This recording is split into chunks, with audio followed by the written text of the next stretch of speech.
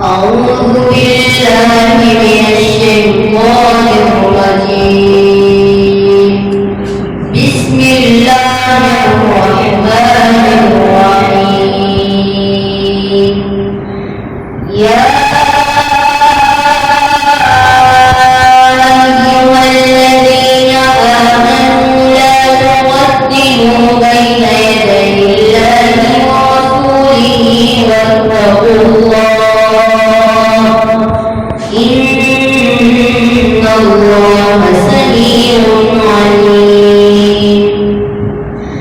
يا أيها الذين آمنوا لا ترفعوا أصواتكم فوق صوت النبي ولا تجهروا